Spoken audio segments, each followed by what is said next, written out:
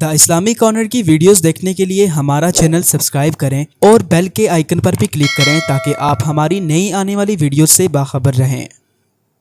رسول اللہ صلی اللہ علیہ وآلہ وسلم کے چچا ابو طالب بن عبد المطلب نے جب ملک شام کی طرف تجارتی قافلے کے ساتھ نکلنا چاہا اور قافلے کے کوچ کا وقت آن پہنچا تو رسول اکرم صلی اللہ علیہ وآلہ وسلم اپنے چھوٹے قدموں پر چلتے ہوئے آئے اور عرض کیا، چچا جان، میں بھی اس تجارتی قافلے میں آپ کے ساتھ چلنا چاہتا ہوں۔ میں آپ کے بغیر اکیلے نہیں رہ سکتا۔ آپ کی یاد مجھے ستائے گی۔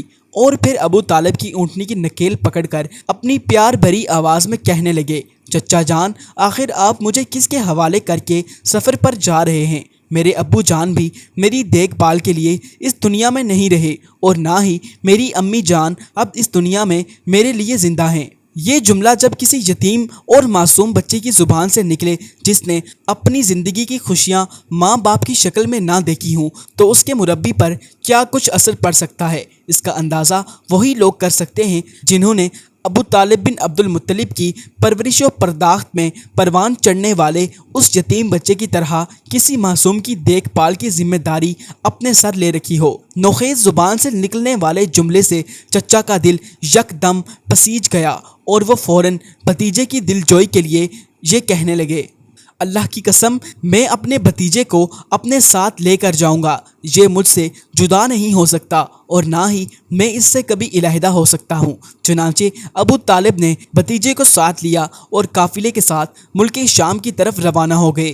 طویل سفر طے کر کے سرزمین شام کے مقام بصرہ میں پہنچے اور قافلے کے ساتھ وہیں پڑاؤ ڈالا۔ وہاں کے گرجا گھر میں ایک پادری رہا کرتا تھا جس کا نام بحیرہ تھا۔ عیسائیوں کے دعوے کے مطابق وہ دین مسیحی کا سب سے بڑا عالم تھا اور یہی ان کا عقیدہ بھی ہے کہ جو بھی پادری بنتا ہے وہ اپنے پیشوا سے موروثی علم حاصل کرتا ہے اور وہی مذہبی رہنمائی بھی کرتا ہے۔ اس سفر سے قبل بھی مکہ کے تاجروں کا معمول تھا کہ وہ تجارتی قافلے کے ساتھ جب ملک شام کا سفر کرتے تو اکثر و بیشتر بصرہ میں اس گرجا گھر کے قریب اپنا پڑاؤ ڈال لیتے، لیکن کبھی ایسا نہیں ہوا کہ وہ پادری اپنے گرجا گھر سے نکل کر ان کے پاس آیا ہو اور ان سے کسی قسم کی گفتگو کی ہو۔ مگر عجیب اتفاق کہ اس بار اس نے نہ صرف یہ کہ ان سے گفتگو کی بلکہ پورے قافلے کے لیے دعوت عام کا اہتمام بھی کیا۔ سیرت نگاروں کا کہنا ہے کہ پادری کی اس دعوت کا راز دراصل رسول اکرم صلی اللہ علیہ وآلہ وسلم پر ظاہر ہونے والی نبوت کی نشانی تھی جسے پادری نے دیکھ لیا تھا۔ بات دراصل یہ تھی کہ جب قافلہ دور دراز کا طویل سفر طے کر کے بصرہ کے گرجا گھر کے قریب پہنچا تو اس پادری نے قافلے کے اوپر ایک بادل دیکھا جو سارے لوگوں کو چھوڑ کر ایک چھوٹے سے بچے پر اپنا سایہ کیے ہوئے تھا۔ جب قافلے نے گرجا گھر کے قریب ایک درخت کے نیچے پڑاؤ ڈالا تو بادل نے درخت پر اپنا سایہ پھیلا دیا اور درخت کی ڈالیوں نے رسول اکرم صلی اللہ علیہ وآلہ وسلم کی طرف جھک کر ان کو اپنی چھاؤں میں لے لیا۔ یہ سارا منظر پادری اپنے گرجا گھر سے دیکھ رہا تھا۔ وہ فوراً گرجا گھر سے نکل کر باہر آیا اور قافلے والوں کے لیے ایک بھاری دعوت کا بندوبست کیا۔ جب کھانا تیار ہو گیا تو قافلے والوں کے پاس یہ کہہ کر دعوت بھیجی، اے قافلہ قریش، میں نے تمہارے لیے دعوت طعام کا اہتمام کیا ہے۔ میری خواہش ہے کہ تم سب لوگ میری دعوت میں شرکت کرو۔ چھوٹا بڑا، غلام اور آزاد سبھی شریک ہوں۔ قافلے والوں میں سے ایک شخص نے کہا، اللہ کی قسم، اے بحیرہ، آج تو نے خلاف معمول کام کیا ہے۔ ضرور کوئی بات ہے۔ اس دعوت کا اہتمام تو نے پہلے کبھی نہیں کیا، جبکہ اکثر و بیشتر ہمارا گزر تیرے پاس ہی سے ہوتا رہا ہے۔ پھر آخر آج بات کیا ہے؟ بحیرہ نے اس کے جواب میں کہا، تو سچ کہتا ہے، بات وہی ہے جو تو کہتا ہے، لیکن تم میرے مہمان ہو۔ میری تمنا ہے کہ میں تمہاری مہمان نوازی کروں، اس لیے میں نے تم لوگوں کے لیے دعوت طعام کا اہتمام کیا ہے، لہٰذا تم سب میری دعوت میں شریک ہو کر کھانا تناول کرو۔ چنانچہ قافلے کے تمام افراد پادری کی اس دعوت میں شریک ہوئے۔ صرف رسول اکرم صلی اللہ علیہ وآلہ وسلم اس دعوت میں شرکت نہیں کر سکے کیونکہ آپ بچے تھے اور درخت کے نیچے قافلے کے سامان کی دیکھ بھال کر رہے تھے۔ جب بحیرہ نے سب لوگوں کی طرف غور سے دیکھا تو ان میں اس صفت کی حامل شخصیت اسے نظر نہیں آئی جس کی وہ پہچان کر چکا تھا اور جو صفات اس نے پہلے سے پڑھ رکھی تھیں۔ چنانچہ وہ کہنے لگا، اے قافلہ قریش، تم میں سے کوئی بھی ہرگز میری دعوت سے پیچھے نہ رہنے پائے۔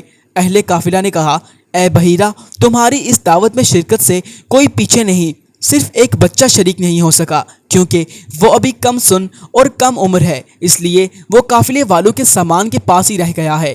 بحیرہ نے کہا نہیں نہیں ایسا نہ کرو، بلکہ اسے بھی میری دعوت میں شریک ہونے کا موقع دو تاکہ وہ بھی تمہارے ساتھ مل کر کھانا کھائے۔ قافلے میں سے ایک شخص گویا ہوا لات و عزیٰ کی قسم یہ ہماری کم ظرفی ہوگی کہ عبداللہ بن عبد المطلب کا صاحبزادہ ہمارے ساتھ دعوت طعام میں شرکت سے پیچھے رہے اور ہم اس کے بغیر کھانا تناول کریں۔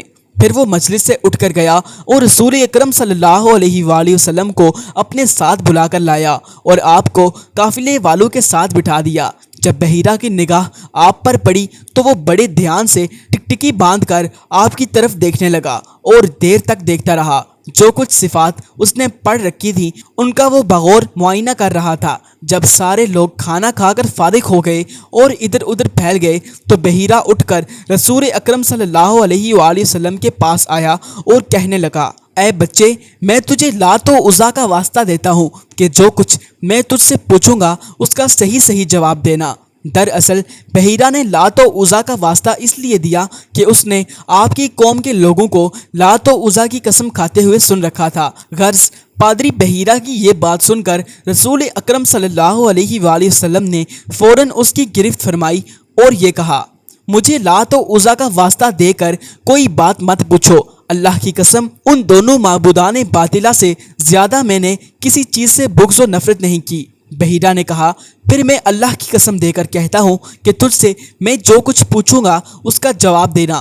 رسول اکرم صلی اللہ علیہ وآلہ وسلم نے فرمایا جو چاہو پوچھو۔ اس کے بعد پادری بحیرہ نے آپ سے آپ کے سونے جاگنے اور دیگر حالات کے بارے میں سوالات کیے اور آپ نے اس کو اپنے بارے میں سب کچھ بتا دیا۔ آپ کے جوابات سن کر پادری بحیرہ نے وہ سارے اوصاف اپنے مطالعہ اور مشاہدہ کے موافق پائے جو کچھ اس نے پڑھ رکھے تھے یا آپ کے متعلق اپنے پیشواؤں سے سن رکھے تھے۔ پھر اس نے آپ کی پیٹھ پر دونوں کندھوں کے درمیان مہر نبوت بھی دیکھی۔ پادری بحیرہ یہ سب دیکھنے سننے کے بعد رسول اکرم صلی اللہ علیہ وآلہ وسلم کے چچا ابو طالب بن عبد المطلب کے پاس آیا اور پوچھا یہ بچہ آپ کا کیا لگتا ہے؟ ابو طالب نے فرما دیا یہ میرا بچہ ہے۔ پادری بحیرہ نے کہا یہ آپ کا بیٹا نہیں ہو سکتا اور نہ ہی اس کا باپ زندہ ہو سکتا ہے۔ ابو طالب نے فرمایا دراصل یہ میرے بھائی کا لخت جگر ہے۔ پادری بحیرہ نے پوچھا اس کے والد کے متعلق بتائیں۔ ابو طالب نے بتایا اس کے والد کا انتقال اسی وقت ہو گیا جبکہ یہ شکم مادر میں تھا۔ پادری بحیرہ نے کہا آپ نے سچ فرمایا، اب آپ اس بچے کو لے کر پہلی فرصت میں اپنے وطن لوٹ کر جائیں اور یہودیوں سے ہوشیار رہیں۔ اللہ کی قسم اگر یہود اس بچے کو دیکھیں گے اور جو کچھ میں نے نبوت کی نشانیاں اس میں دیکھی ہیں وہ بھی دیکھ لیں گے تو اس کے ساتھ ناروا سلوک کریں گے اور ظلم ڈھائیں گے، کیونکہ مستقبل میں آپ کے اس بچے کی ایک عظیم شان ہونے والی ہے، اس لیے آپ جلدی سے اسے اس کے وطن لے کر چلے جائیں۔ ابو طالب نے جب بحیرہ راہب کی یہ بات سنی تو ملک شام میں اپنے تجارتی کاروبار سے فراغت پاتے ہی فوراً اپنے وطن کو روانہ ہو گئے اور رسول اللہ صلی اللہ علیہ وآلہ وسلم کو لے کر مکہ مکرمہ پہنچ گئے۔ رسول اکرم صلی اللہ علیہ وآلہ وسلم کی عمر اس وقت قریباً 12 سال تھی۔